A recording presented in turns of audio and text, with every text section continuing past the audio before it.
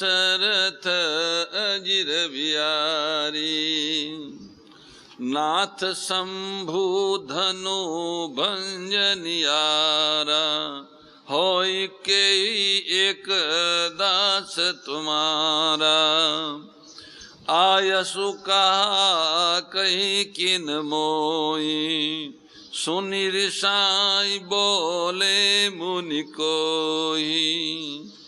सेवकु सो जो कर सेवकाई, अरि करनी करी करई लराई। सुनो राम जय शिव धनु तोरा, सहस बाहु सम सोरि पुमोरा। सो बिलगाओ ब्याई समाजा, नत मारे जय सब राजा। सुनि मुनि बचन लखन मुस्काने, बोले प्रसूधरई अपमाने। बहु धनुई तोरी लरकाई, कबू न असीरिस कीन गुसाई।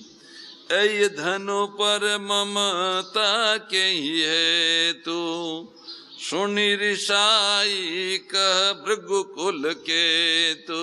रे नृप बालक काल बस, बोलत तोयन संभार। धनुई समति पुरारी धनु, विदित सकल संसार। सियावर रामचंद्र भज जय शरणम शंकर हरि ओम। जय जय श्री राम, जय जय हनुमान हरि की जय। श्री रघुनाथ जी बोले, हे मुनिनाथ, शिव जी के धनुष को तोड़ने वाला आपका एक कोई दासी होगा, बताओ क्या आज्ञा है, मुझसे क्यों नहीं कहते हैं। यह सुनकर क्रोधी मुनि गुस्सा करके बोले, अरे सेवक वो हैं जो सेवा का काम करें, शत्रु का काम करके तो लड़ाई करनी चाहिए। हे राम सुनो, जिसने शिव जी का धनुष तोड़ा है वो शस्त्र बाहु के समान मेरा शत्रु है। वो इस समाज को छोड़कर अलग हो जाए, नहीं तो सभी राजा मारे जाएंगे। मुनि के वचन सुनकर लक्ष्मण जी मुस्कुराए और परशुराम जी का अपमान करते हुए बोले, हे गोसाई, हम लोगों ने बचपन में ऐसी बहुत सारी धनुड़ियों तोड़ी है, पर उस समय तो आपने ऐसा क्रोध कभी नहीं किया। क्या इस धनुष पर अधिक ममता है आपको? इस पे अधिक ममता होने का कारण क्या है?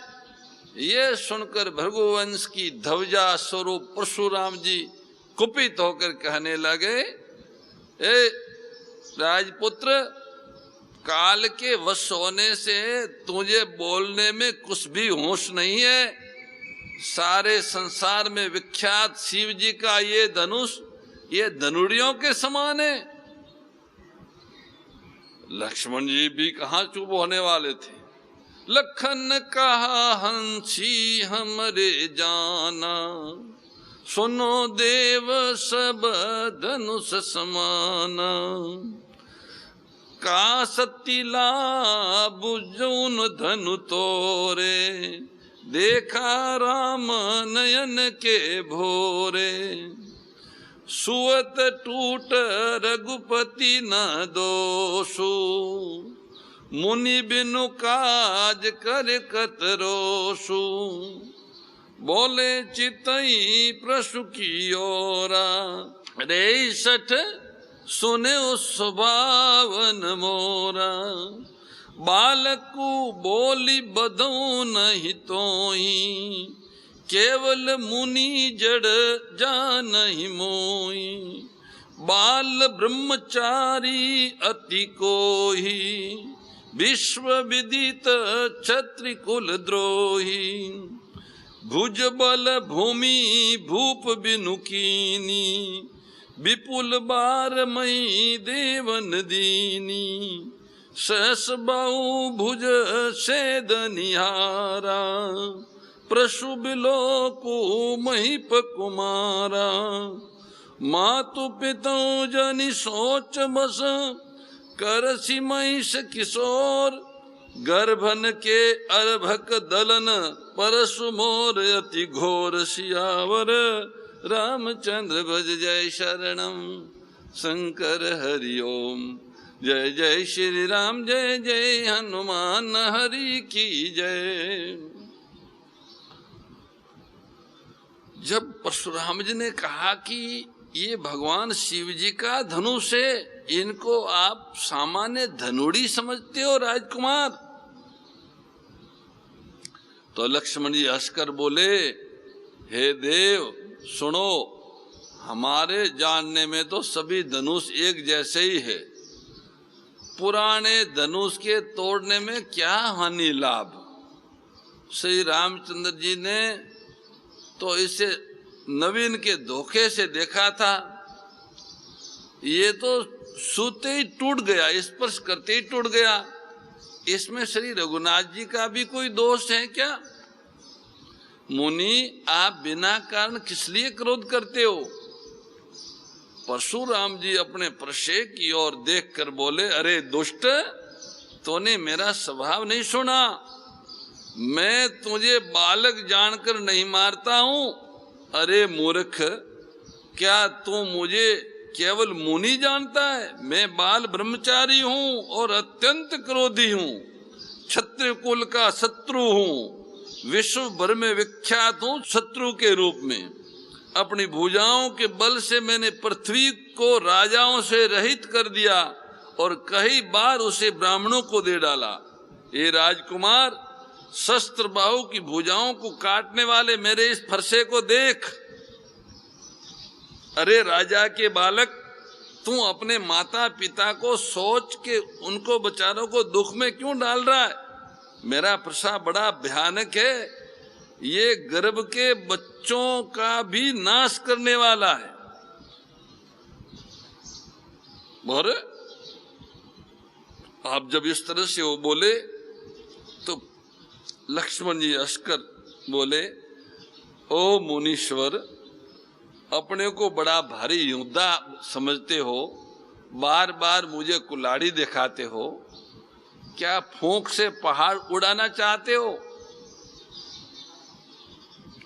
यहाँ कोई कुंबड़े की बत्तियां, छोटा कच्चा फल नहीं है जो तर्जनी उंगली को ही देखते मर जाए। कोठार और धनुष बाण देखकर ही मैंने कुछ अभिमान सहित कहा है,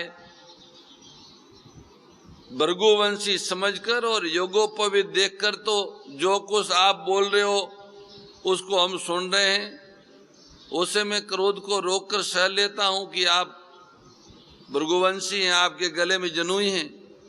देवता, ब्राह्मण और भगवान के भक्त तथा गो, इन पर हमारे कुल में वीरता नहीं दिखाई जाती, हम इनके सामने वीरता नहीं दिखाते।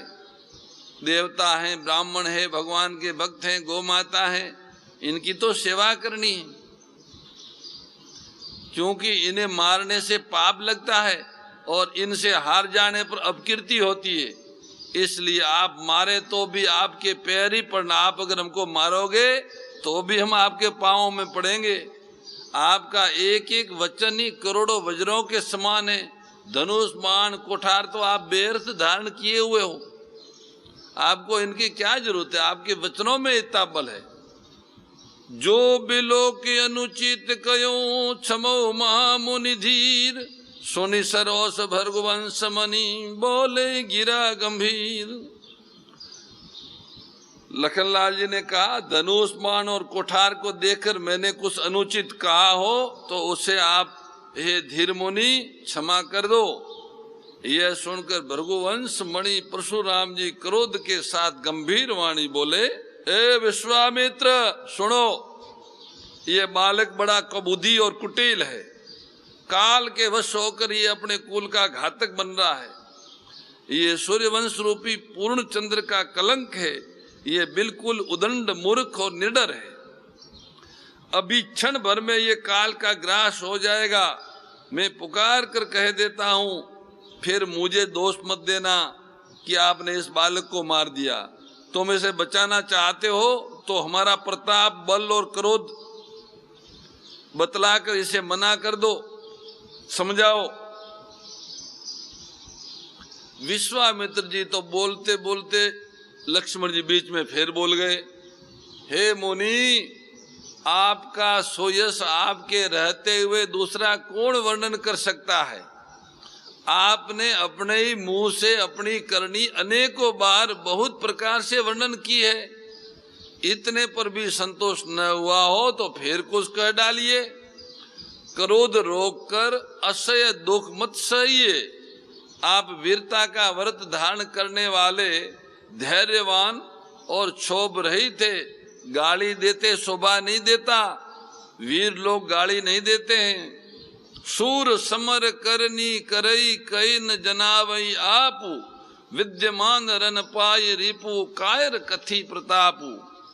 जो शूरवीर होता है वो युद्ध में शूरवीरता का कार्य करते हैं, कहकर अपने को नहीं जनाते कि मैं ऐसा हूं कि मैं वैसा हूं।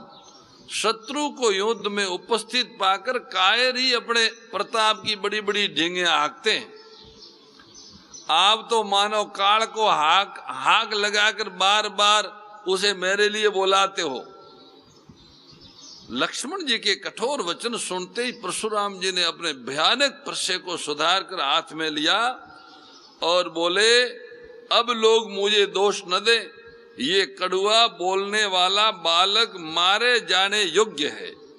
इसे बालक देखकर मैंने अभी तक बचाया, पर अब यह सचमुच मरने ही आ गया है। विश्वामित्र जी ने हाथ जोड़ के कहा, हे भगवान, इनका अपराध क्षमा कीजिए। बालकों के दोष और गुणों को साधु लोग नहीं गिनते हैं।